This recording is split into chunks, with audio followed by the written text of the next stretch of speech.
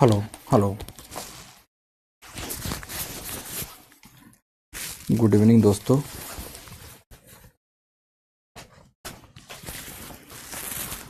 Good evening good evening.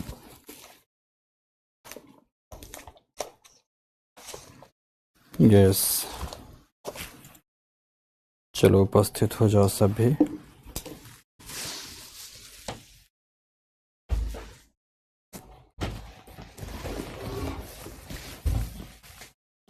Okay,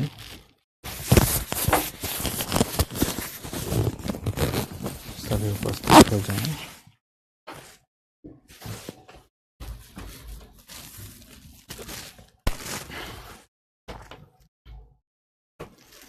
आज हम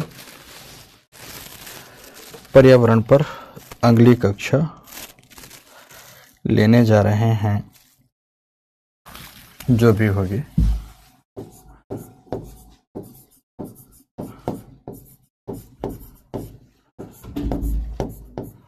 पर्यावरण पर 5वीं 6वीं जो भी क्लास होगी,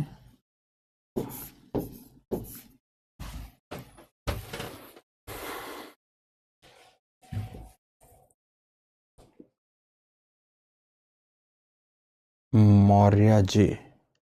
सर कभी हमारा नाम ले लीजिए। तुमने नाम तो लिखा नहीं।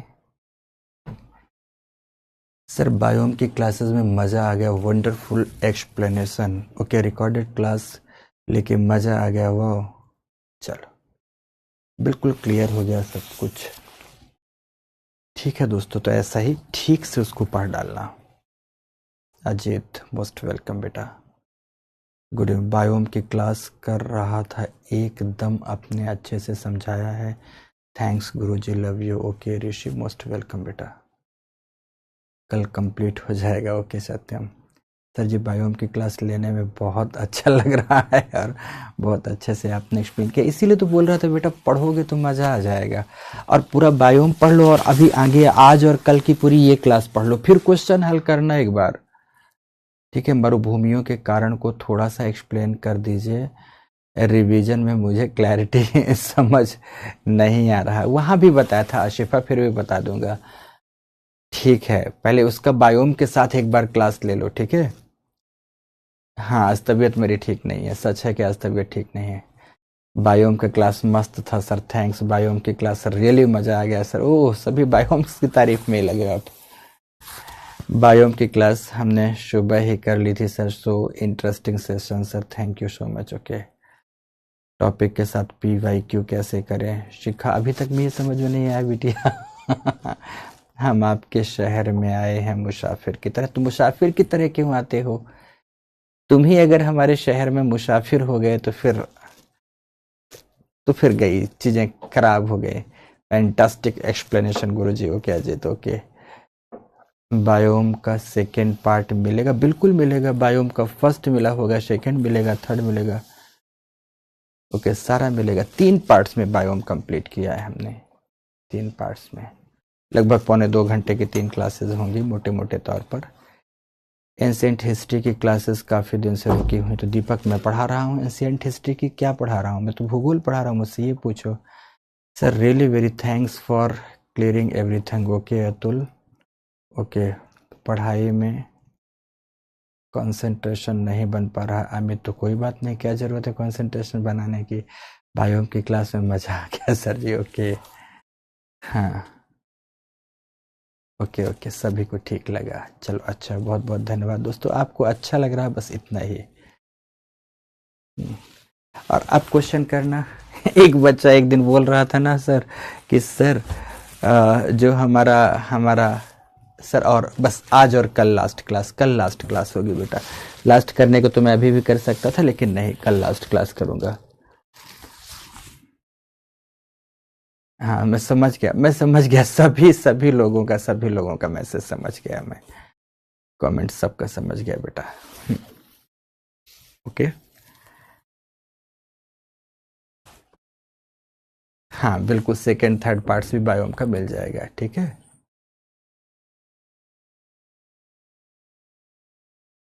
हाँ ठीक है, ठीक है। सर मैं लाइव क्लास नहीं ले पाता, कोई प्रॉब्लम है? कोई बात नहीं राम पांडे, नहीं ले पाते तो रिकॉर्ड ले लो, कोई ऐसी दिक्कत नहीं।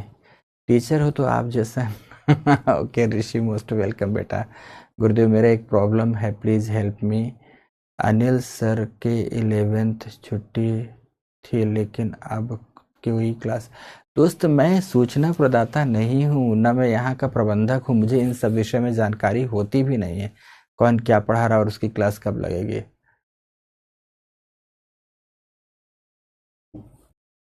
अर्जू आपकी मर्जी, जैसे कर लो बेटा। आज बहुत दिनों बाद ऑनलाइन हो के आशा, ठीक है ठीक है प्रेम Gupta.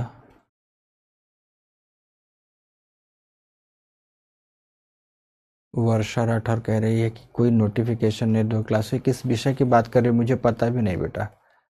Okay Arju, okay शुभ्रांजलि।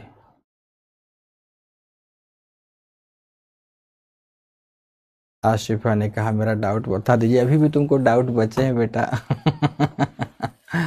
I love you for biomes classes sir, okay most welcome. नहीं बेटा रेस्ट नहीं करना है, रेस्ट नहीं करना है, बढ़िया से पढ़ना और पढ़ाना है, बढ़िया से पढ़ाएंगे। स्वास्थ्य ठीक नहीं इसका मतलब थोड़ी कि पढ़ाएंगे नहीं, ठीक है। ओके अच्छा डिजिटल झापड़ याद है आपको? ओके मुझे तो परसों से भूगोल पढ़ाओगे? नहीं थोड़े दिन रेस्ट में होऊंगा भूवी, थोड़े दिन रेस्ट में, स्वास्थ्य ठीक नहीं, थोड़े दिन रेस्ट में होऊंगा। आफ्टर दैट रेस्ट के बाद बिल्कुल भूगोल में आ जाऊंगा और भूगोल विषय पढ़ाऊंगा। कार्तिक मैं समझ रहा हूँ बेटा, सभी बच्चों के मैसेजेस देख रहा हूँ। ओके तृप्ति बेटा, ओके ओके। स्टार रेटिंग तो मैंने आपके लिए छोड़ दी है, मन करे तो मन करे, जो मन करे वो करो। देखो हमने तो अपने तरफ से ईमानदारी से हर चीजें उस लेवल की कर दी हैं जिस लेवल की आप एक्सपेक्टेशन भी नहीं करते रहे होंगे दोस्तों, उस लेवल की हर चीजें कर दी हैं। बट बाकी चीजें फिर आपके हाथों में छोड़ देते, उस पर तो हम कभी बात ही नहीं करते। ओके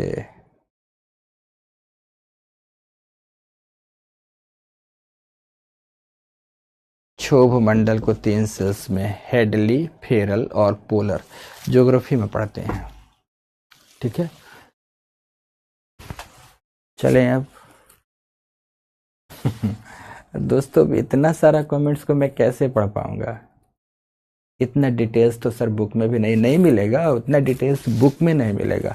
हाँ बुक में कुछ टॉपिक्स जरूर अलग मिलेंगे क्योंकि उतना टॉपिक्स क्लास में कवर कराना पॉसिबल नहीं है, इसीलिए मैं कहता हूँ कोई भी एक आध बुक पढ़ लिया करो, जो भी आपके सामने लगे एक आध पढ़ लिया करो। पर जो बात पढ़ा दिया है उसे पढ़ा दिया है, उतना बुक्स में भी सच में नहीं मिलेगा। अनुपम ओ सबसे पहले तो बेटा मेरा प्रणाम कहना उनको, आज मेरा स्वास्थ्य बिल्कुल ठीक नहीं है, फिर भी मैं कोशिश करूंगा बेटा, ठीक है। ठीक ओके आशिफा बेटा। अजय, अक्ष, सबीर, अभय, प्रिया, मोहम्मद रेहान, प्रेम, ठीक है बेटा, यस।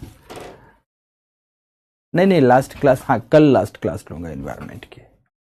अब ध्यान से, अब चलो रिवर इंटरलिंकिंग प्रोजेक्ट वगैरह बता दीजिए। रिवर इंटरलिंकिंग प्रोजेक्ट्स वगैरह जब हम लोग इंडियन ज्योग्राफी में, देखो अब रिवर इंटरलिंकिंग प्रोजेक्ट्स वगैरह तो कॉन्टेम्प्रेरी इश्यूज में रहता है, पर चलो इस बार जब मैं रिसोर्स में वाटर रिसोर्स पढ़ा रहा होऊंगा तो रिवर इंटरलिंकिंग प्रोजेक्ट पक्का पढ़ा दूंगा, बस मुझे याद दिलाना कि सर इसको भी पढ़ा दीजिए। कोई भी टॉपिक पढ़ाने में तो कभी भी दिक्कत नहीं, बस ये जरूर है कि ध्यान दिला देना कि सर ये भी पढ़ा दीजिए, तो मैं उसे पढ़ा दूंगा, ठीक है, उसे पढ़ा दूंगा। ठीक चलो आते हैं टॉपिक में। दोस्तों इतने कमेंट्स पढ़ नहीं सकते, थोड़ी आंखें आज ठीक से साथ नहीं दे रही हैं, ठीक है, बट फिर भी मैंने कोशिश की ज़्यादा से ज़्यादा आपके कमेंट्स पढ़ पाऊँ। आपने मेरी कमेंट्स देखी ही नहीं, लक्ष्मी उपाध्याय। अच्छा, तो तुम नाराज हो गई बिटिया मुझसे, ठीक है, कोई बात नहीं। हम बहुत लकी हैं सर, आप हमें पढ़ा रहे हैं। ओके अंचल, ठोस कणिका प्रदूषण वगैरह आज पढ़ाएंगे। आज कुछ भी नहीं छोड़ेंगे बेटा, जो जो तुम्हारे मन में है सब पढ़ाएंगे, सब पढ़ाएंगे, ठीक है।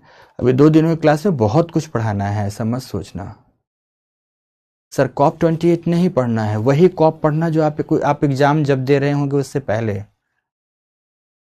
ठीक है, वो वाले कॉप पढ़ने। ठीक, आ जाओ, अब यहां पर आ जाओ ध्यान से। आज सभी लोग बहुत अच्छे से मेरी बात सुनेंगे कि आज की क्लास में फैक्ट्स बहुत ज्यादा आएंगे आज की क्लास में। जैसे आपने क्लाइमेट चेंज पढ़ा तो मैंने खूब बातों को समझाया। अच्छा, इसकी कुछ लाइट्स कम है, उनको ऑन कर दें। क्लाइमेट चेंज पढ़ा तो उसको मैंने खूब डिटेल में पढ़ा दिया, उसमें बहुत सारी बातें समझने की तो समझा भी दिया। दूसरी तरफ ओजोन डिप्लीशन आपको समझना था तो समझा भी दिया, लिखा भी दिया। बट आज फिर से एक्ट्स की बारी है। मैंने कहा था ना कि जितना भी एक्ट्स, रिपोर्ट्स, कन्वेंशंस आदि होंगे उन्हें हम साथ साथ में पढ़ाते चले जाएंगे। साथ साथ में पढ़ने का फायदा यह होता है कि जिस टॉपिक को पढ़ा उसी टॉपिक से संबंधित एक्ट्स आदि को वहीं पर तैयार कर लिया। अभी आप पर्यावरण के टॉपिक में हैं और वायुमंडल के संदर्भ में देखें कि वायुमंडल समस्याओं से ग्रसित है। तो वायुमंडल में प्रदूषण है और वायुमंडल के प्रदूषण किस रूप में है, आपने मोटे मोटे तौर पर चीजें कुछ इस तरह से देखी हैं, कुछ इस तरह से देखी हैं। तो आखिर उन प्रदूषकों के अलावा भी क्या कुछ वायुमंडल में प्रदूषक हैं? तो मेरा जवाब है कि यस, उनके अलावा भी वायुमंडल में प्रदूषक हैं जिन्हें हम 2 श्रेणियों में विभाजित करते हैं। वायुमंडलीय प्रदूषकों को, तो ये जो प्रदूषक हैं वायुमंडल के, उन्हें हम 2 श्रेणियों में विभाजित करते हैं। या आप ऐसा कह सकते हो, सेंट्रल पॉल्यूशन कंट्रोल बोर्ड ने, CPCB जिसे कहते हैं, सेंट्रल पॉल्यूशन कंट्रोल बोर्ड ने जितने भी प्रकार के पॉल्यूटेंट्स पाए जाते हैं उन्हें 2 वर्गों में बांट देता है। अब थोड़ा आज मेरी बात में, वाणी में उतना ओज नहीं होगा, लेकिन ध्यान रखना वाणी में कहीं किसी प्रकार की कमी भी नजर नहीं आएगी।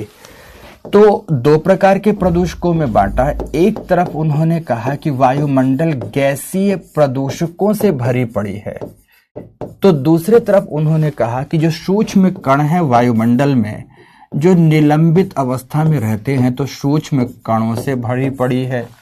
2 प्रकार के पाए जाते हैं।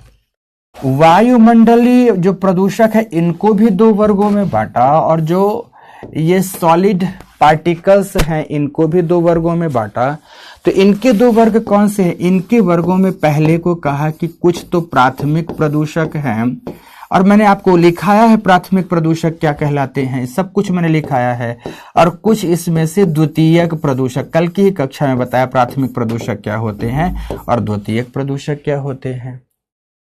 इसी तरह से जो सूक्ष्म कणिका प्रदूषक हैं, कण है, सूक्ष्म कण जो हवा में निलंबित रहते हैं, जिन्हें हम एरोसॉल्स के नाम से जानते हैं, इन्हें हम 2 वर्गों में रखते हैं। और वो 2 वर्गों में एक तो है रेस्पायरेबल, एक है रेस्पायरेबल जो श्वसन योग्य हैं, तो रेस्पायरेबल इन्हें कह सकते हैं। और दूसरे नंबर पर आते हैं नॉन रेस्पायरेबल, मतलब एक श्वसन योग्य है जो श्वसन क्रिया में भाग लेते हैं, श्वसनीय, और एक हैं जो श्वसन क्रिया में भाग नहीं लेते, तो उन्हें कहते हैं गैर श्वसनीय।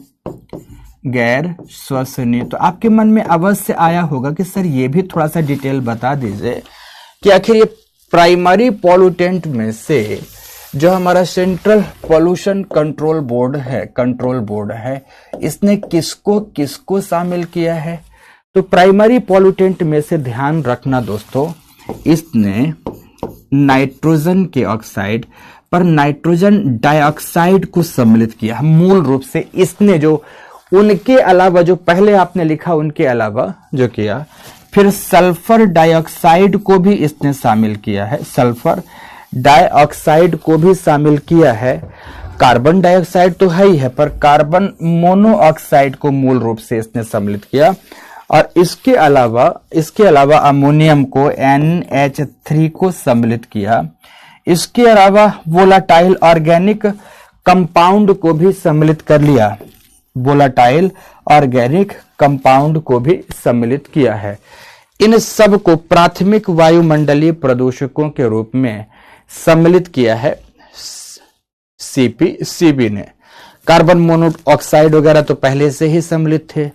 तो द्वितीयक वायुमंडलीय प्रदूषकों में कौन है? तो इसमें से सबसे महत्वपूर्ण है ओजोन। लेकिन ओजोन कौन सी? क्षोभ मंडलीय ओजोन, सारी ओजोन नहीं, क्षोभ मंडलीय ओजोन, जिसके बारे में मैंने बताया है कि अगर ये क्षोभ मंडल में है तो इसका क्या क्या प्रभाव पड़ेगा, सब कुछ तो आपको बता दिया दोस्तों।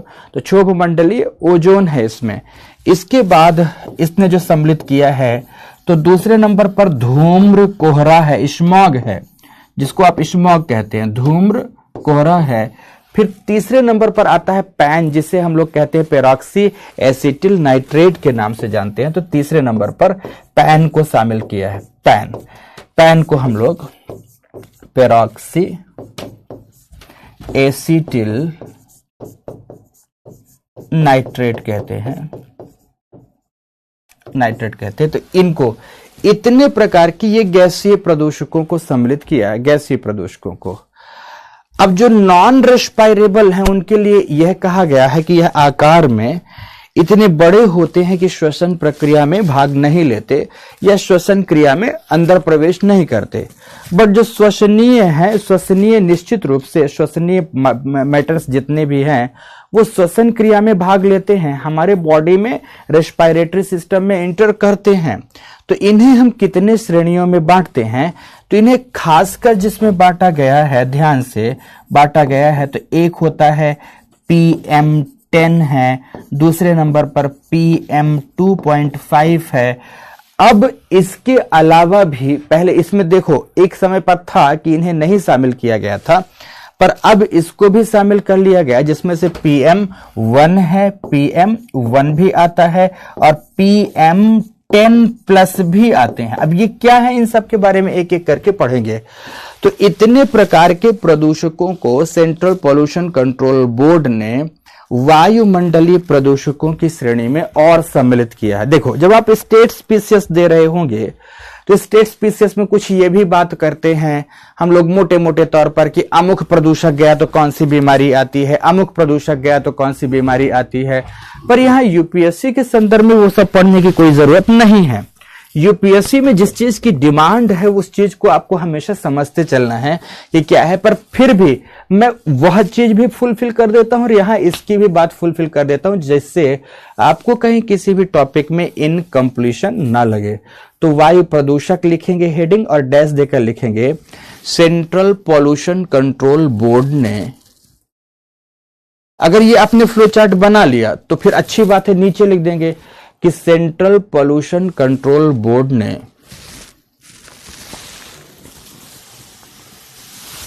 वायुमंडलीय प्रदूषकों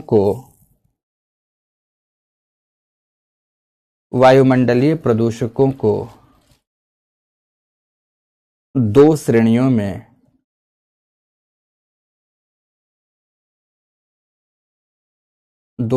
में विभाजित किया।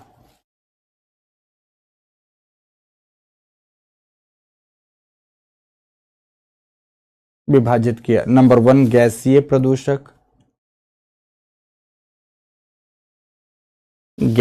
प्रदूषक, नंबर 2 सूक्ष्म कणिका प्रदूषक।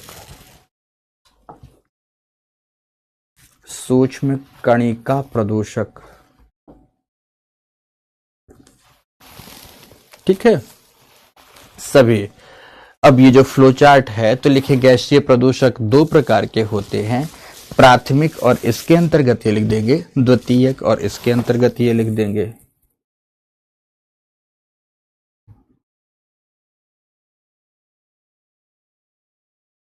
ठीक है।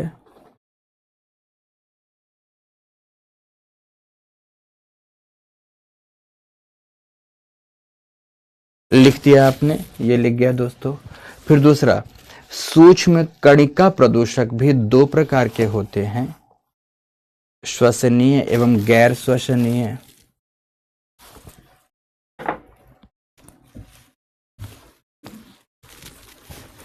गैर श्वसनीय, श्वसनीय, ठीक है। अब प्राथमिक वायुमंडलीय प्रदूषक क्या है, द्वितीय क्या है, ये तो हम लोग पढ़ चुके हैं। थोड़ा सा अब वहां की ओर मैं आगे बढ़ाता हूं आपको, है ना, थोड़ा सा वहां की ओर बढ़ाऊंगा। लिखें, लिखें, गैर श्वसनीय वायुमंडलीय प्रदूषक, गैर श्वसनीय वायुमंडलीय प्रदूषक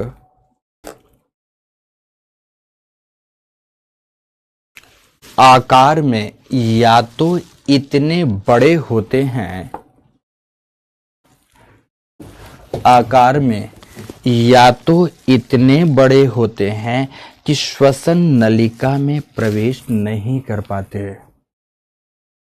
कमेंट्स बंद करो दोस्तों अब, कि श्वसन नलिका में प्रवेश नहीं कर पाते।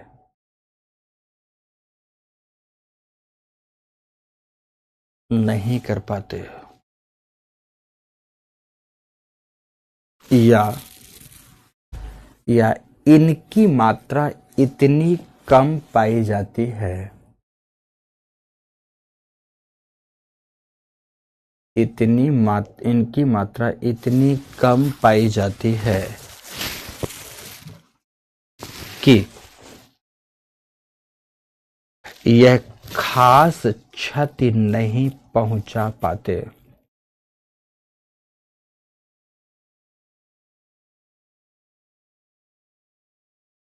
ठीक है, पूर्ण विराम। तो अब दूसरी तरफ पैरा चेंज करते हुए लिखें,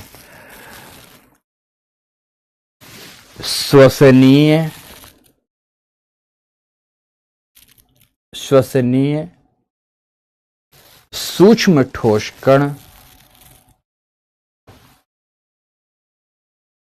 सूक्ष्म ठोस कण श्वास नलिकाओं में गहराई तक प्रवेश करते हैं,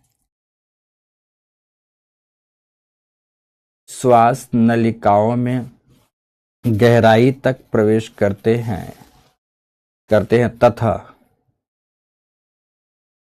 तथा आंतरिक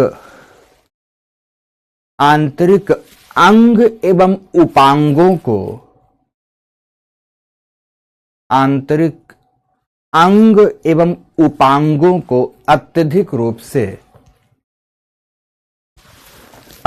रूप से दुष्प्रभावित करते हैं,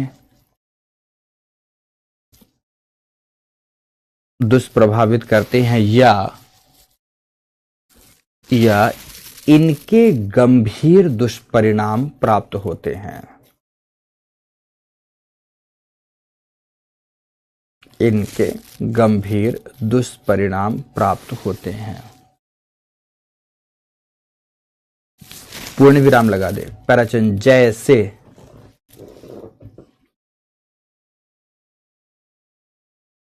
जैसे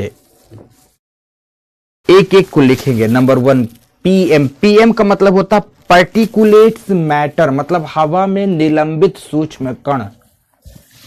पीएम 10+ से शुरू करते हैं, चलो पीएम 10+। पीएम का मतलब क्या हो गया, पार्टिकुलेट्स मैटर 10+। 10+ का मतलब जिनका आकार 10 माइक्रोमीटर से बड़ा है, 10 माइक्रोमीटर से बड़ा है। डैश देकर लिखे, 10+ में इनका आकार 10 माइक्रोन से बड़ा होता है, 10 मीटर से बड़ा होता है, जिसमें मुख्य रूप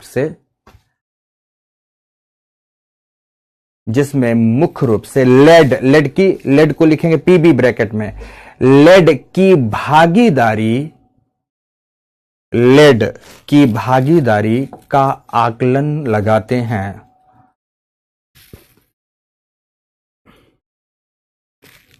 लेड की भागीदारी का आकलन लगाते हैं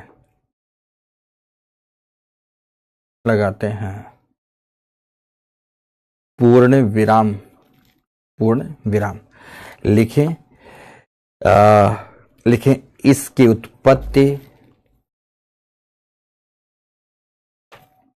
उत्पत्ति भवन निर्माण स्थलों एवं खनन क्षेत्रों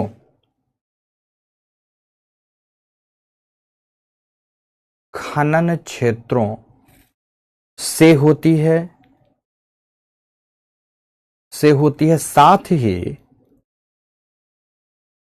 साथ ही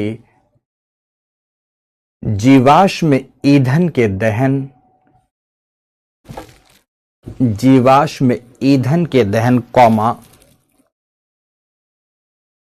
टायर ट्यूब तथा प्लास्टिक उत्पादों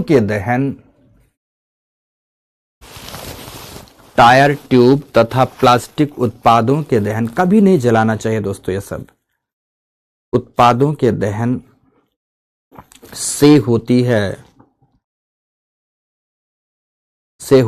पूर्ण विराम लगाओ, लिखो लेड लिखें श्वसन के माध्यम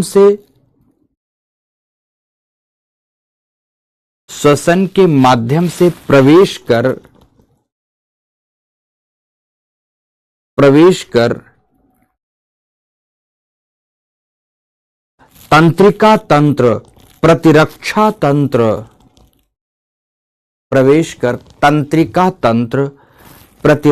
तंत्र एवं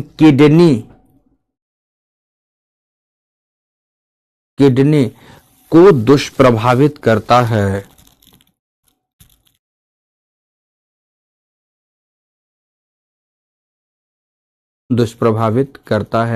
पूर्ण विराम। इसके प्रभाव क्या है मैं वो भी लिखा दे रहा हूं साथ साथ में, ठीक है ना। अब दूसरा लिखो PM10 प्लस तो लिख लिया, अब लिखो दूसरा PM10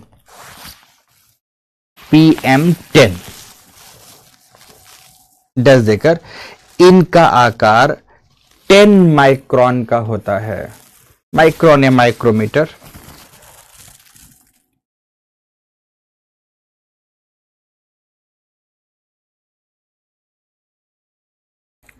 माइक्रोन का होता है। पूर्ण विराम। वायु में इनकी अधिकतम स्वीकृत सीमा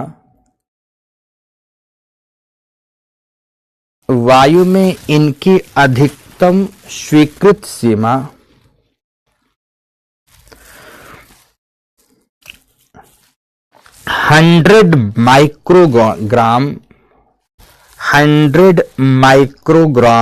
की है क्योंकि यह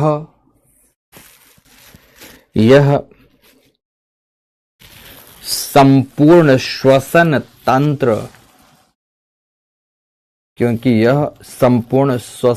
तंत्र पर गंभीर विकार पैदा करते हैं, रेस्पिरेटरी सिस्टम को खराब कर देते हैं। संपूर्ण श्वसन तंत्र रेस्पिरेटरी सिस्टम पर गंभीर प्रभाव छोड़ते हैं। पूर्ण विराम। तो तीसरा लिखो PM2.5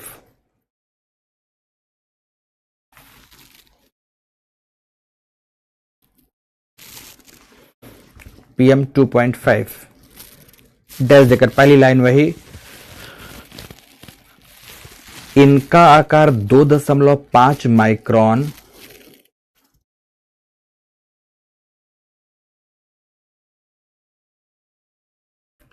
इनका आकार 2.5 या उससे भी कम होता है। 2.5 या उससे भी कम होता है। पूर्ण विराम लगाकर यह हमारे श्वसन प्रक्रिया के माध्यम से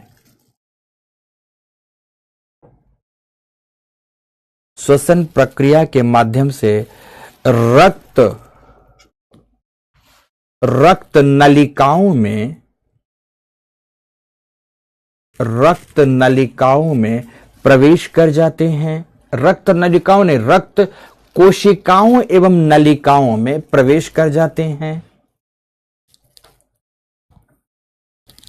रक्त कोशिकाओं एवं नलिकाओं में प्रवेश कर जाते हैं। प्रवेश कर जाते हैं पूर्ण विराम लगाकर। तथा हृदय संबंधी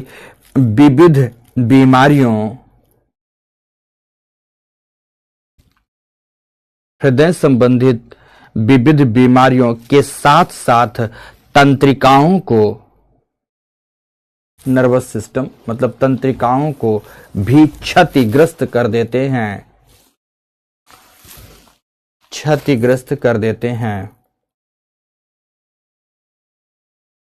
तो नेक्स्ट PM1 लिखो। PM1 लिखो 1 माइक्रोमीटर या इससे भी कम, 1 माइक्रोमीटर या माइक्रोन या इससे भी कम आकार वाले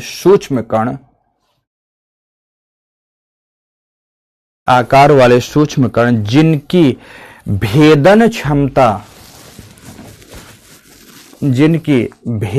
क्षमता सर्वाधिक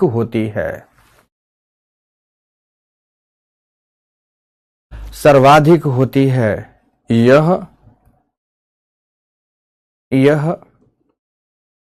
कोशिकाओं में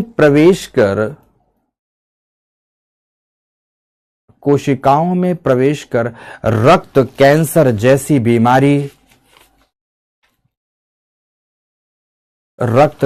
जैसी बीमारी पैदा कर देते हैं।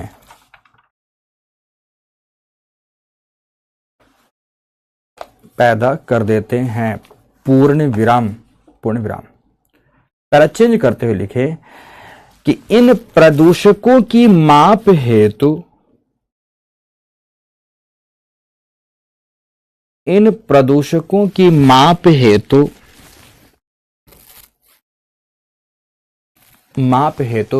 Central pollution control board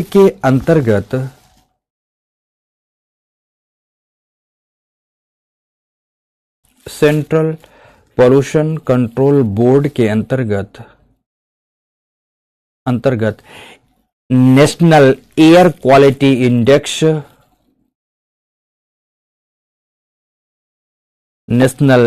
quality index प्रस्तुत करने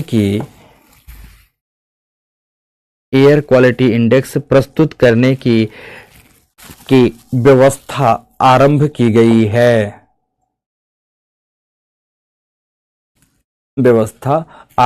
की गई है, जिसमें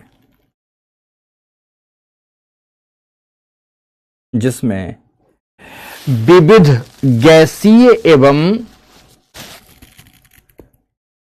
गैसीय एवं सूक्ष्म कणिका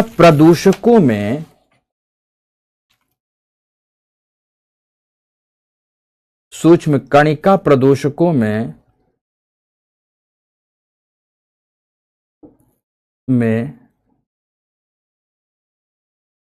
8 प्रदूषकों का आकलन किया जाता है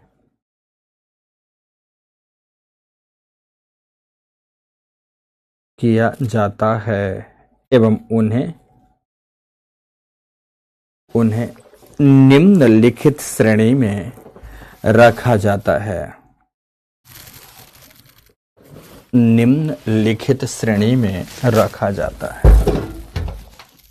अब श्रेणी 1 बना देते हैं। प्रकट करने की श्रेणी क्या है? एक तरफ मैं लिख देता हूं कि लेवल ऑफ कंसर्न क्या है,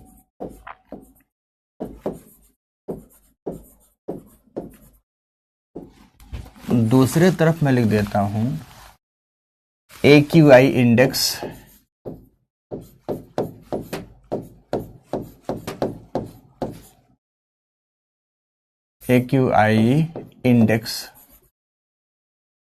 वैल्यू तीसरे तरफ जो इनके लिए कलर प्रदान किया गया। अब इधर एक से एक कर दूंगा, मतलब जैसे क्वालिटी में good quality, moderate quality, poor quality, ऐसे ऐसे करके एक एक करके ऊपर लिखेंगे, ऊपर से नीचे। फिर इनकी इंडेक्स वैल्यू और इनको प्रदान किए गए रंगों को लिखेंगे। 3 पार्ट्स में केवल कर दीजिए।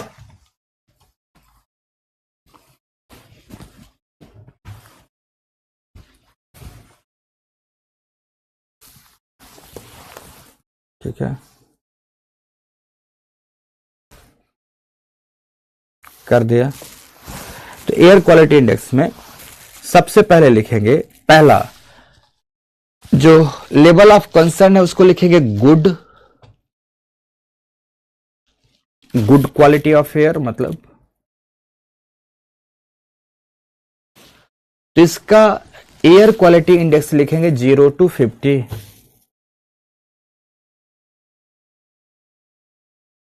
0 to 50 और कलर इसका लिखेंगे लाइट ग्रीन।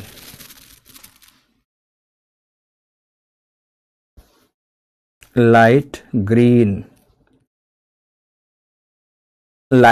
ग्रीन, ठीक है। अब दूसरे में लिखेंगे सभी गुड के बाद सेटिस्फैक्ट्री, मतलब सेटिस्फैक्शन लेवल का है। सेटिस्फैक्ट्री में एयर क्वालिटी इंडेक्स लिखेंगे 51 से 100। 51 से 100। तो कलर लिखेंगे डार्क ग्रीन।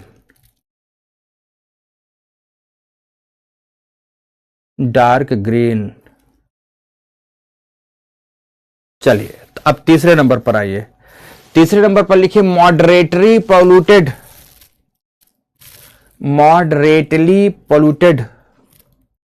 मतलब हल्का प्रदूषित है।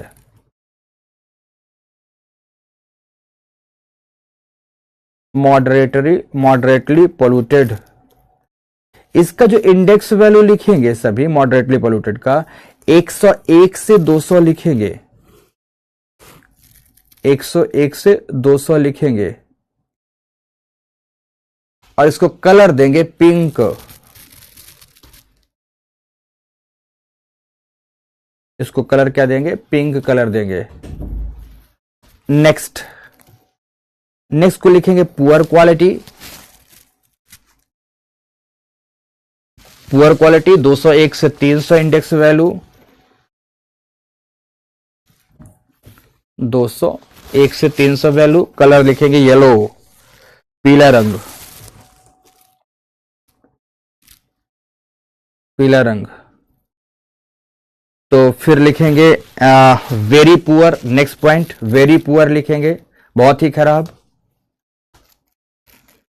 वेरी पुअर की इंडेक्स वैल्यू लिखेंगे 301 से 400। 301 से 400, जिसका कलर लिखेंगे लाल। कलर क्या लिखेंगे? लाल।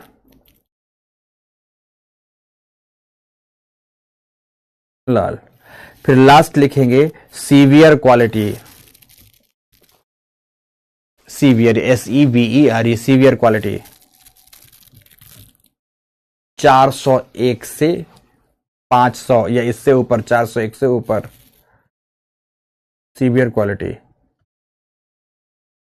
इसके लिए कलर दिया गया है डार्क रेड या मैरून, कुछ भी लिख दें। डार्क रेड या मैरून।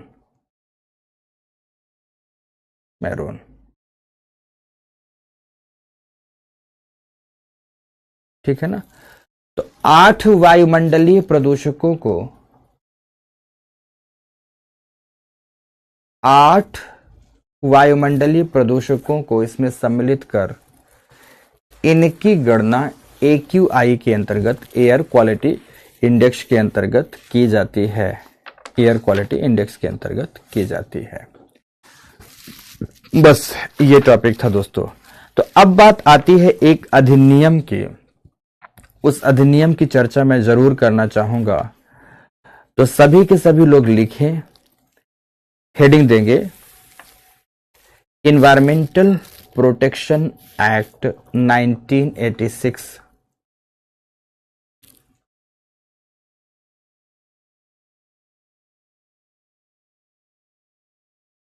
Environmental protection act 1986। 1986। अब देखो इसकी जरूरत क्यों पड़ी। इन तमाम पक्षों को एक एक करके धीरे से पहले मैं समझा देता हूं, आफ्टर दैट लिखाऊंगा, ठीक है ना, आफ्टर दैट लिखाऊंगा। तो सुनो बहुत अच्छे से। 1972 में स्टॉकहोम कन्वेंशन के दौरान हमने ये कहा था कि हम अपनी पर्यावरण के सुरक्षा के लिए घरेलू स्तर पर तमाम प्रकार के नीति, नियम, अधिनियम, उपबंध आदि लाएंगे। पर्यावरण की सुरक्षा के लिए हम लाएंगे तो, बट हमने लाया क्या? क्या ऐसा कोई अधिनियम था जो कि पर्यावरण के प्रत्येक एस्पेक्ट्स को, प्रत्येक क्षेत्रों को आपस में सम्मिलित करता हो? यह बात सत्य है कि इससे पहले water prevention and control of pollution act 1974 और उसके साथ air prevention and control of pollution act 1981 पहले से था, जो कि वायु एवं जल के प्रदूषण को लेकर, इनके प्रदूषण में नियंत्रण को लेकर दो अधिनियम पहले से कार्य कर रहे थे। पर जब 1984 में भोपाल गैस त्रासदी हुई तो इस बात की जरूरत महसूस की गई कि आखिर राष्ट्र में हो क्या रहा है। एक ऐसा कोई निकाय जरूर होना चाहिए जो कि एक दूसरे से बटा ना हो, जिसके अंतर्गत पूरा पर्यावरण एक साथ, सारा का सारा पर्यावरण एक साथ सम्मिलित होकर एक समरूपी भाव से आना चाहिए।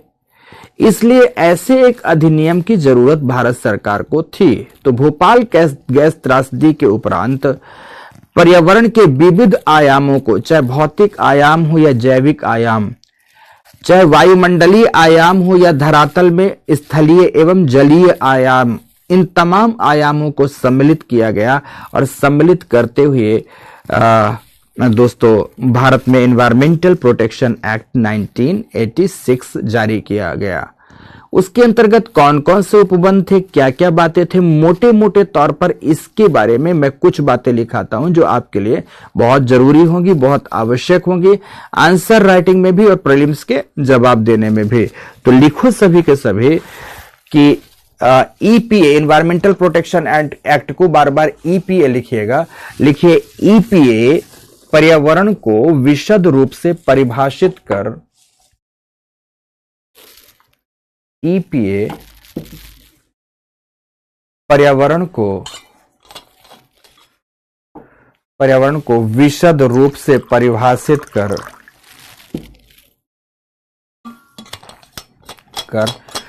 उसमें आए सभी अवांछित परिवर्तनों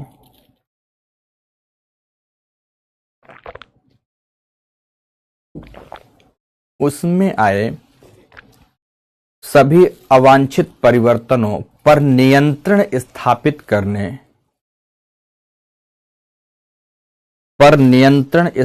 करने के उद्देश्य से लाया गया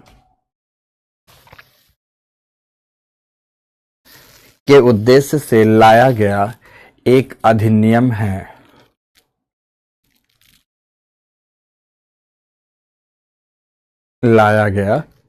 अधिनियम है। पूर्ण विराम लगाएं।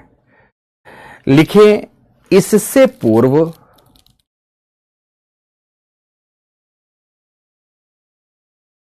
इससे पूर्व स्टॉकहोम सम्मेलन के दौरान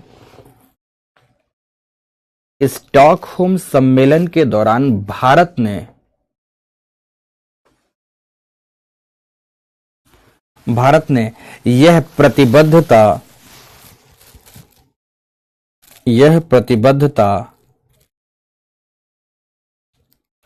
जताई थी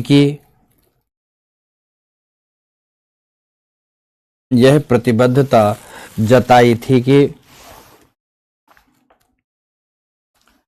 पर्यावरण के क्षेत्र में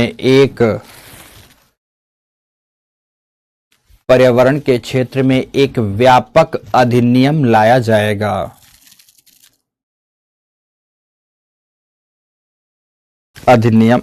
जाएगा जिसका अब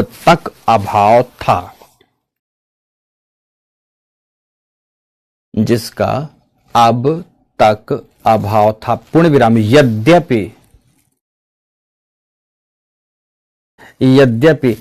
इसके पूर्व, मतलब 1986 में जब यह अधिनियम आया, इससे पूर्व नंबर 1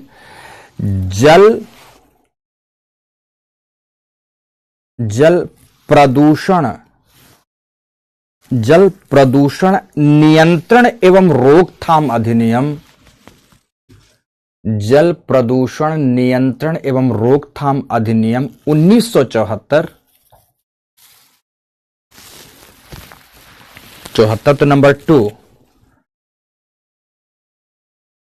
2 वायु प्रदूषण नियंत्रण एवं रोकथाम अधिनियम,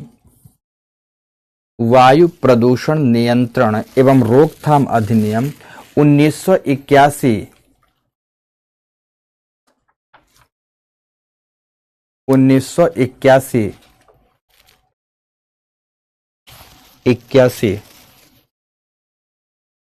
अस्तित्व में थे परंतु पहला चेंज करते हुए 1984 में हुई भोपाल गैस त्रासदी के बाद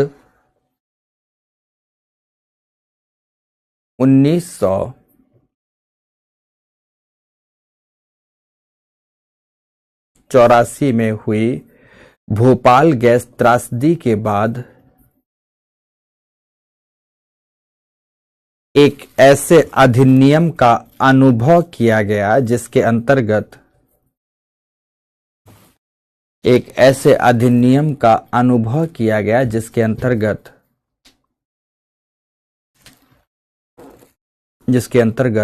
पर्यावरण को हुई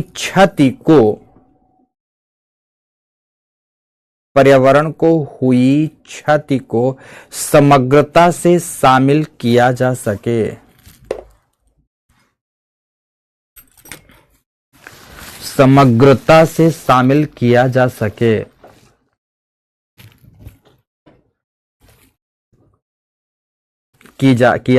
तथा स्पष्ट रूप से क्षति की जिम्मेदारी तय की जा सके।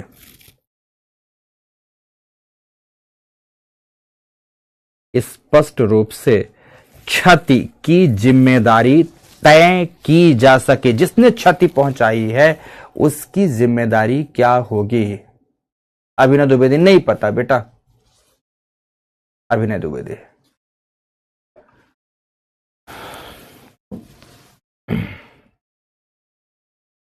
ठीक है, पूर्ण विराम। अब आगे बात करें तो लिखें ईपीए, हेडिंग देंगे ईपीए 1986 के मुख्य प्रावधान।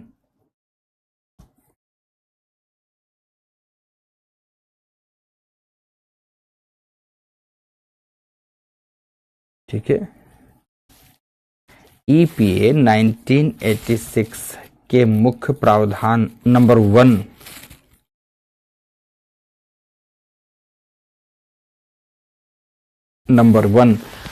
पर्यावरण को व्यापक रूप से परिभाषित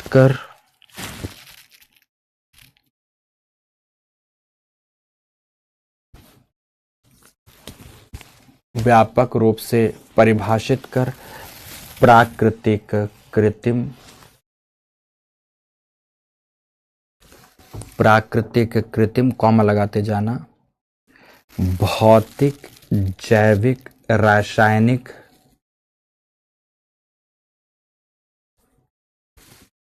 भौतिक, जैविक, रासायनिक,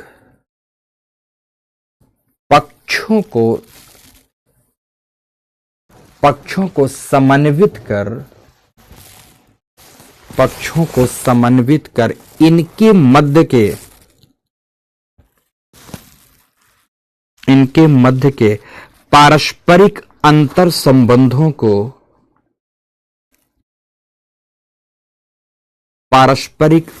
संबंधों को परिभाषित किया गया।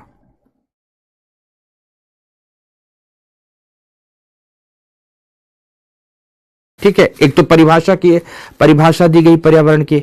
दूसरा क्या बताया गया कि पर्यावरण को क्षति कैसे कैसे पहुंचती है। तो पर्यावरण की क्षति को माना कैसे जाएगा कि यह पर्यावरण की क्षति है। तो लिखो दूसरे बिंदु पर, पर्यावरण में आने वाला कोई ऐसा परिवर्तन, अधिनियम है, इसके बिंदुओं को ध्यान से पढ़ना है। पर्यावरण में आने वाला कोई भी ऐसा परिवर्तन जो मनुष्य, पादप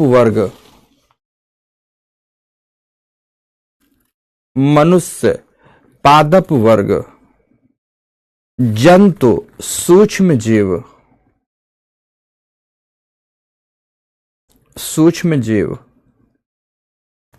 तथा उनके परस्पर संबंधों को क्षति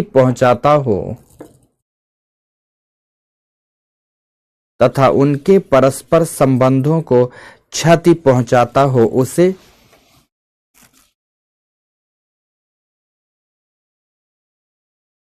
उसे पर्यावरण की क्षति माना जाएगा। पर्यावरण की क्षति माना जाएगा। तीसरे नंबर पर आइए। अब क्षति है, एक तरफ पर्यावरण को परिभाषित किया, फिर पर्यावरण की क्षति किसको कहेंगे। अब क्षति पहुंचाने वाले को कुछ दंड भी देने का प्रावधान होगा या नहीं होगा, किसी को जिम्मेदारी सौंपी जाएगी या नहीं सौंपी जाएगी। तो इसी पर पॉल्यूटर पेज का सिद्धांत आएगा। तो लिखिए सभी के सभी तीसरे नंबर पर कि ऐसी क्षति के लिए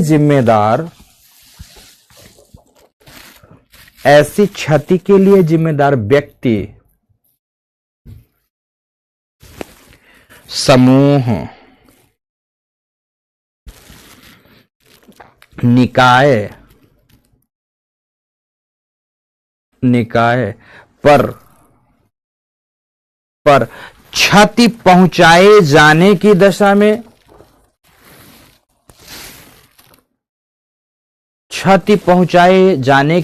में, क्षतिपूर्ति की जिम्मेदारी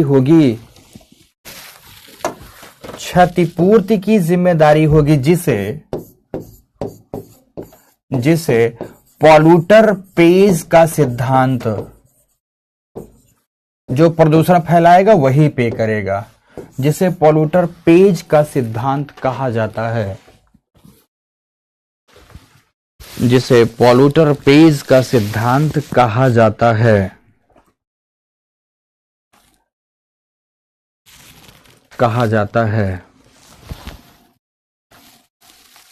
नेक्स्ट, ठीक है।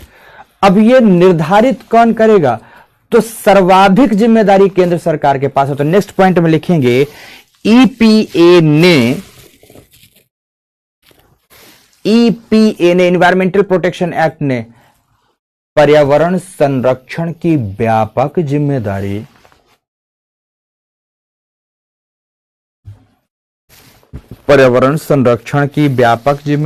का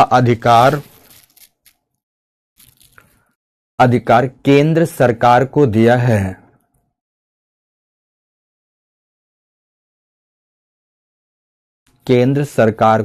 है।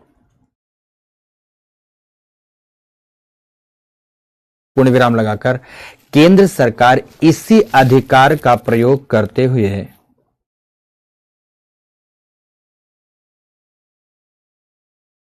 केंद्र सरकार इसी अधिकार का प्रयोग करते हुए ABC करके लिखना ए इको सेंसिटिव जोन की घोषणा करता है। इको सेंसिटिव जोन की घोषणा करता है जहां इको सेंसिटिव जोन की घोषणा करता है जहां मानवीय गतिविधियों पर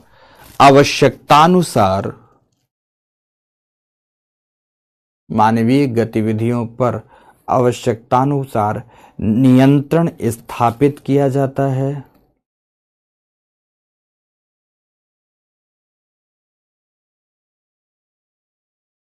ठीक है, तो दूसरा बी पॉइंट, पर्यावरण संरक्षण के उद्देश्य से नए नियमों का निर्धारण किया जाता है।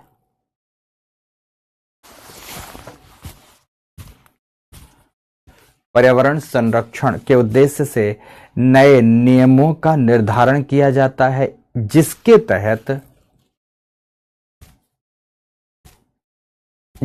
तहत इन्वर्टेड कॉमा में लिखेंगे राष्ट्रीय पर्यावरण नीति 2006,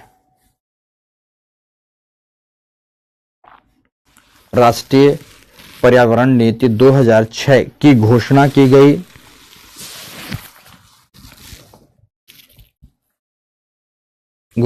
तो एक पॉइंट और लिख दो ABC करके C करके कि तटीय क्षेत्रों के संरक्षण हेतु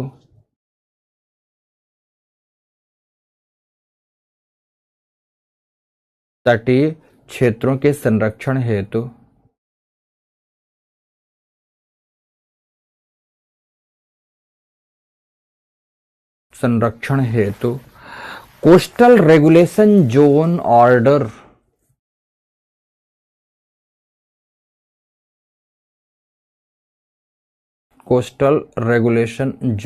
ऑर्डर जारी किए जाने का अधिकार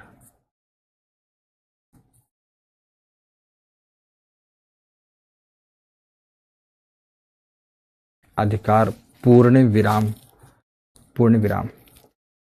कोस्टल रेगुलेशन जोन ऑर्डर जारी करने का अधिकार। लिखो इसी अधिकार के तहत भारत सरकार ने या पर्यावरण मंत्रालय ने कोस्टल रेगुलेशन जोन ऑर्डर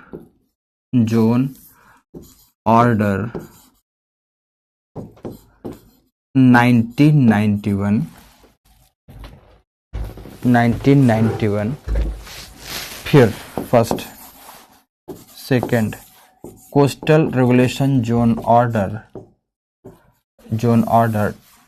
2011 फिर third coastal regulation zone order 2017 जारी किया।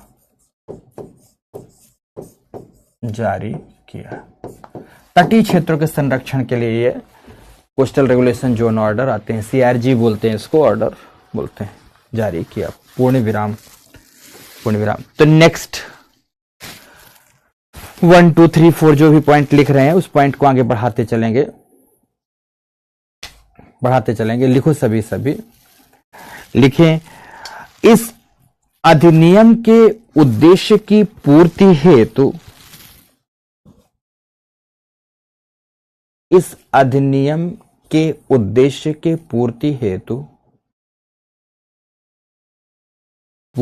हेतु व्हाट संस्थागत व्यवस्था स्थापित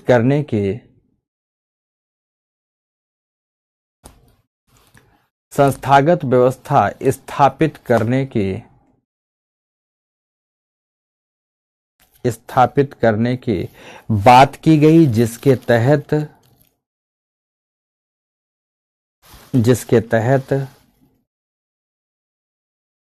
जल एवं वायु प्रदूषण नियंत्रण एवं रोकथाम जल एवं वायु प्रदूषण नियंत्रण एवं रोकथाम अधिनियम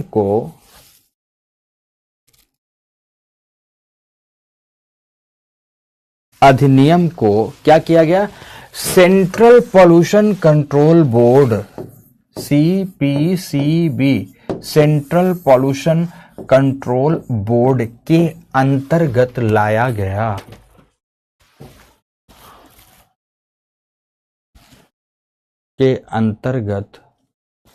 लाया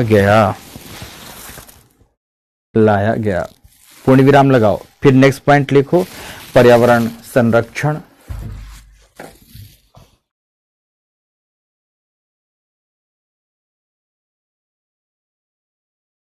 पर्यावरण संरक्षण के उद्देश्य से सरकारी तथा निजी क्षेत्र के निकायों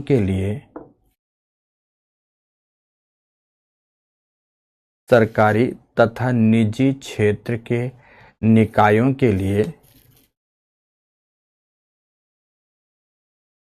दिशा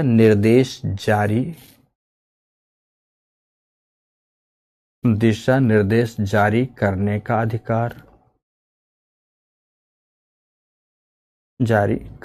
अधिकार। तो पूर्ण विराम लगाकर नेक्स्ट लिखेंगे, पर्यावरण संरक्षण के क्षेत्र में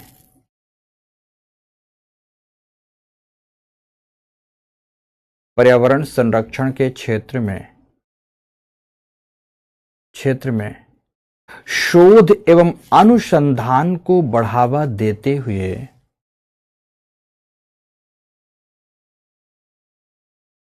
शोध एवं अनुसंधान को बढ़ावा देते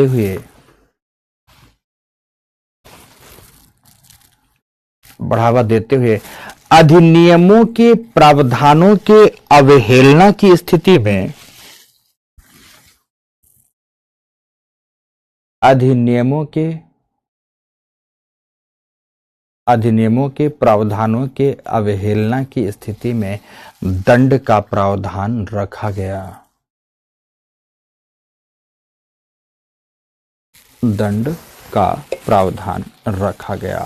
पूर्ण विराम। बस दोस्तों, इतनी ही बात सेंट्रल पोल्यूशन कंट्रोल बोर्ड के साथ साथ। तो ये था वायुमंडलीय प्रदूषण के संदर्भ में। अब ध्यान से समझें, इस टॉपिक के अंतर्गत इतनी ही बातें। मूल रूप से पर्यावरण के मोटे तौर पर हम 3 घटकों को अगर लें तो वायुमंडल, दूसरे नंबर पर जल मंडल, तीसरे नंबर पर स्थल मंडल, 3 घटकों की बात आती है। ज्यादातर चीजें यहां से जुड़ी थी जो कि आज इस कक्षा में समाप्त हुई। कौन किस क्रिया के लिए रिस्पॉन्सिबल संस्था है, कौन सा अधिनियम भारत सरकार के पास है, कौन सी नीति या नियमावली भारत सरकार के पास है, ये सारी बातें मैंने यहां तक आज आपके साथ की।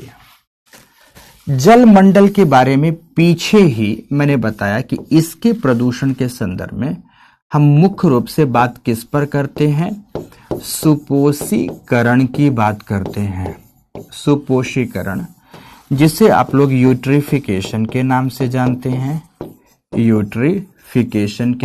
जानते हैं। इस पर हमने आपके साथ चर्चा कर ली, इसे लिखा भी दिया। और इसी के साथ साथ 2 बातें आती हैं, एक बायोलॉजिकल ऑक्सीजन डिमांड की और दूसरी आती है केमिकल ऑक्सीजन डिमांड की। 2 आती हैं, एक बायोलॉजिकल ऑक्सीजन डिमांड और एक केमिकल ऑक्सीजन डिमांड। इस पे भी पीछे हमारी आपके साथ चर्चा हो चुकी है और आपको लिखाया भी जा चुका है। अब बात आती है स्थल मंडल में। स्थल मंडल में पक्ष है मृदा का। मृदा का। अब मृदा के संदर्भ में मृदा निम्नीकरण की चर्चा होती है कि मृदा के गुणवत्ता में कैसे कैसे ह्रास होता है, जिसे आप सॉइल डिग्रेडेशन कहते हैं। किस नाम से जानते हैं? सॉइल डिग्रेडेशन के नाम से जाना जाता है। अब सॉइल डिग्रेडेशन के दो पक्ष आते हैं। एक आता है मृदा अपरदन का, मृदा अपरदन का पक्ष आता है। ये भी आपने बखूबी पढ़ा हुआ है। ये जो बच्चे नहीं पढ़े हैं वो आगे पढ़ेंगे, जिनका सिलेबस का ये पार्ट नहीं हुआ होगा तो पढ़ेंगे। तो दूसरा पक्ष आता है दोस्तों मृदा के संदर्भ में है कि मृदा का अपने आप में मृदा प्रदूषित हो रही है, मृदा प्रदूषण आता है। मृदा प्रदूषण में मुख्य रूप से रासायनिक प्रदूषण आता है। तरह तरह से मृदा का प्रदूषण है। मृदा का प्रदूषण हमारे उद्योगों द्वारा किस प्रकार से किया जा रहा है। मृदा का प्रदूषण हमारा नगरीय मल द्वारा कैसे किया जा रहा है, नगरीय मल द्वारा कैसे किया जा रहा है। मृदा का प्रदूषण हमारे रासायनिक उर्वरक एवं कीटनाशी आदि द्वारा कैसे किया जा रहा है। कीटनाशी आदि द्वारा, रासायनिक उर्वरक लिख देता हूं यहां पर, कीटनाशी या खरपतवारनाशी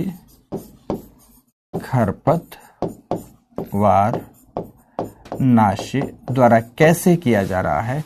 ये तमाम पक्ष यहां थे मृदा प्रदूषण में। फिर उसके बाद आता है मृदा का अम्लीयकरण, एसिडिफिकेशन। फिर आता है मृदा का क्षारीयकरण। फिर आता है मृदा का भी अपने आप में सुपोषीकरण, मृदा का भी सुपोषीकरण आता है। ये सारे के सारे पक्ष सॉइल का टॉपिक जब आप पढ़ते हो, मिट्टी का टॉपिक, तो मिट्टी के टॉपिक के साथ साथ पढ़े जाते हैं। ठीक है ना? किसके साथ पढ़ते हैं? मिट्टी के टॉपिक के साथ। कुछ बच्चों ने मुझसे पढ़ा होगा तो कुछ ने अभी नहीं पढ़ा होगा, जो कि आगे अभी पढ़ेंगे। इसमें बाकायदा फिर मृदा संरक्षण की तमाम प्रकार की विधियां भी आती हैं। मृदा संरक्षण की तमाम प्रकार की विधियां, जिसमें से mechanical method, agronomical method, biological method, तमाम प्रकार की विधियों से हम मृदा को सुरक्षित भी करते हैं। और उन्हीं विधियों में हम मल्चिंग की बात करते हैं, उन्हीं विधियों में स्टबलिंग की बात करते हैं, उन्हीं विधियों में हम contour bunding, contour प्लविंग, green muffler, green belt आदि की बात बड़ी विस्तार से करते हैं दोस्तों। ठीक है, वो तमाम प्रकार की विधियां हैं।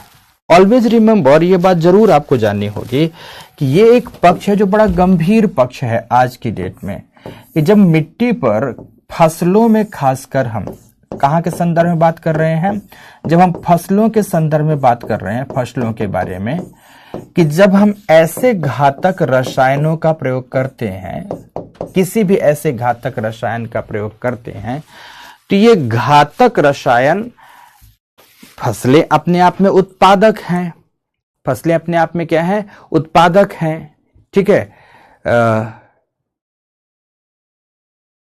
देवेश पाल का क्या मैसेज है भाई?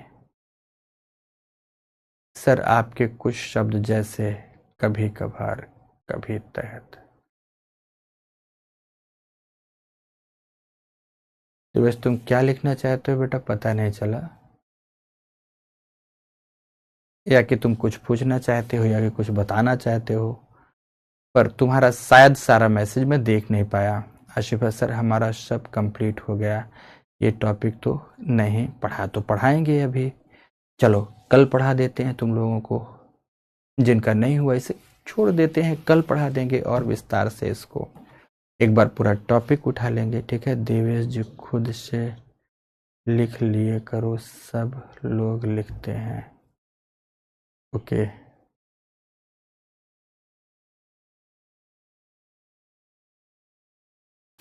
लाल मोहम्मद अंसारी, अच्छा देवेश और लाल मोहम्मद अंसारी।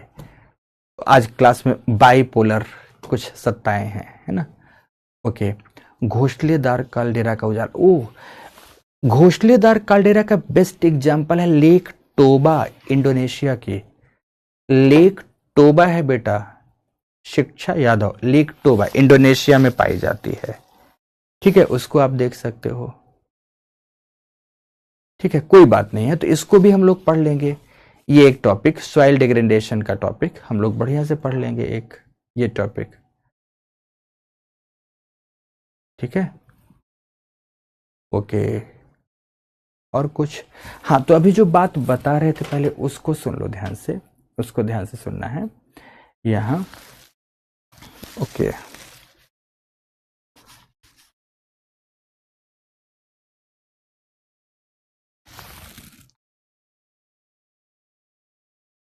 सर मरुभूमियों के कारणों को थोड़ा सा एक्सप्लेन कर दीजिए। चलो कर देते हैं तुम्हारे उस प्रश्न का भी जवाब।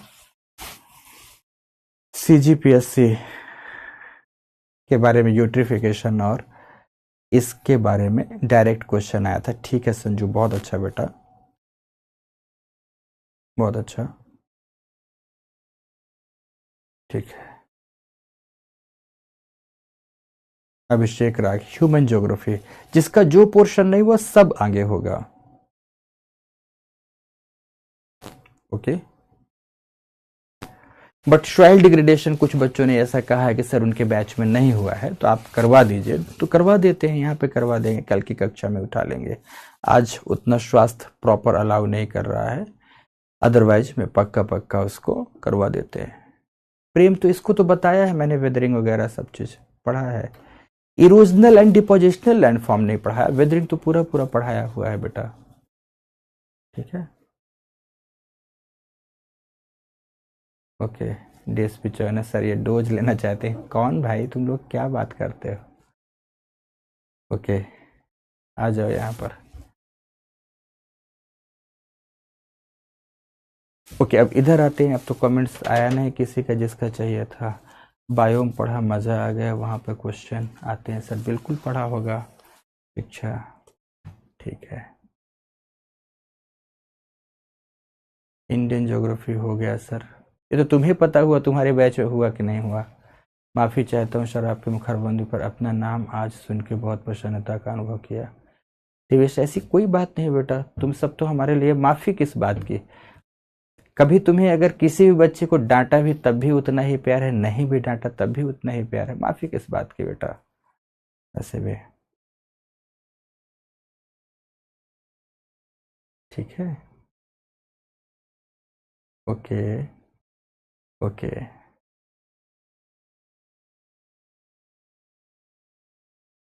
ओके, चलो अब इधर आते हैं।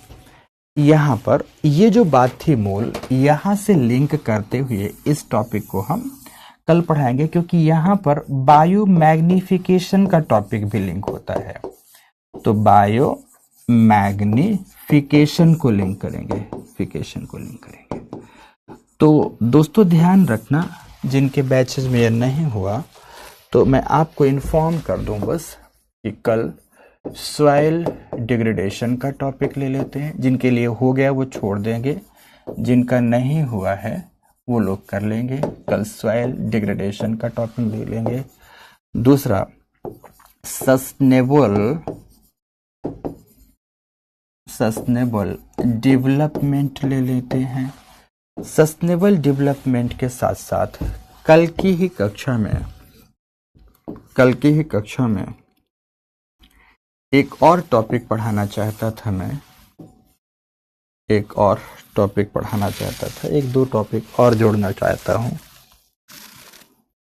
जिसमें से एक है पर्यावरण प्रभाव आकलन, जिसे कहते हैं इन्वायरमेंटल इम्पैक्ट असेसमेंट। तो ये 3 टॉपिक है, तीनों बेहद महत्वपूर्ण है, तीनों दोस्तों बेहद महत्वपूर्ण है। सॉइल डिग्रेडेशन का टॉपिक, सस्टेनेबल डेवलपमेंट का, तो डिग्रेडेशन के साथ ही इसका मैनेजमेंट और इसका कंजर्वेशन भी पढ़ेंगे। सस्टेनेबल डेवलपमेंट एंड EIA का टॉपिक है। ध्यान रखना सभी के सभी, कल की क्लास हम आज जैसे थोड़ी छोटी ले लिए, तो कल की क्लास हम लेंगे शाम 5 बजे से 5 PM सभी याद रखना दोस्तों। कल की क्लास थोड़ा पहले आपकी क्लास ले लेंगे, है ना, थोड़ा पहले ले लेंगे, तो जो भी बचा हुआ सेक्शन रहेगा, जो भी डिमांड रहेगी, उसे मैं फुलफिल कर दूंगा। एक बिटिया ने पूछा है कि सर पश्चिमी भाग में मरुस्थल क्यों होते हैं? तो पहला कारण व्यापारिक पवनों की अपतटीयता रहती है, मतलब व्यापारिक पवने स्थल से सागर की ओर जाते हैं, सबसे बड़ा कारण होता है। दूसरा कारण इसके प्रभाव से ही उष्ण मरुभूमियों के तटों से संलग्न रहती हैं ठंडी जलधाराएं, जो कि आसपास की आर्द्रता को संघनित कर लेती हैं, जिसकी वजह से मरुभूमिकरण को वृद्धि होती है। तीसरा कारण होता है कि अगर कोई पर्वत आदि की छाया पड़ गई तो वृष्टि छाया प्रभाव हो सकता है, जिसकी वजह से मरुस्थलों का निर्माण हो सकता है। चौथा कारण होता है कि जो ऊपरी वायुमंडल में जेट स्ट्रीम्स होती हैं, तो जेट स्ट्रीम के जहां पर गर्त पाए जाते हैं, तो गर्त क्षेत्रों पर धरातल में उच्च दाब की प्राप्ति होती है, तो उस उच्च दाब के कारण भी मरुस्थल बन सकते हैं। तो ये 4 कारण हो सकते हैं दोस्तों, 4 कारण हो सकते हैं मरुस्थलों के बनने के। समझ में आ गई मेरी बात की नहीं? तो याद रखना, कल की क्लास हम शाम 5 बजे से लेंगे। इन तमाम टॉपिक्स को पढ़ाने के साथ साथ आप सबके और छोटे छोटे डिमांड्स जो भी होंगे, जैसे अभी एक बच्चे का मुझे एक प्रश्न दिखा, हालांकि उस प्रश्न को मैंने डिस्कस क्लास में बढ़िया से किया था, पर फिर भी अगर कोई प्रश्न है तो उन्हें लेते हुए कल ध्यान रखेंगे, चीज़ों की समाप्ति करेंगे। रही बात ज्योग्राफी की कक्षा में, कुछ लोगों का फिजिकल नहीं है, कुछ लोगों का इंडियन ज्योग्राफी नहीं हुआ, कुछ लोगों का मैपिंग नहीं हुआ, तो संस्था को सब पता होता है। मुझे भी नहीं पता होता कि आप इसमें कितने बैच के कौन बच्चे हैं, तो संस्था को सब पता है किस बैच में क्या नहीं हुआ। वो लोग प्रॉपर तरीके से दोस्तों आपको इन्फॉर्म करेंगे कि कब किस बैच में क्या लिया जाना है। हर बच्चे का हर एक कोर्स का टॉपिक कंप्लीट होगा, उसके लिए आपको घबराने की ज़रूरत नहीं है, बिल्कुल भी ज़रूरत नहीं है, ठीक है ना। बस इतनी ही बात कहना चाहूँगा। आज दोस्तों यहीं पर विदा लूँगा। धन्यवाद, बहुत बहुत धन्यवाद। क्लास की समाप्ति करता हूँ।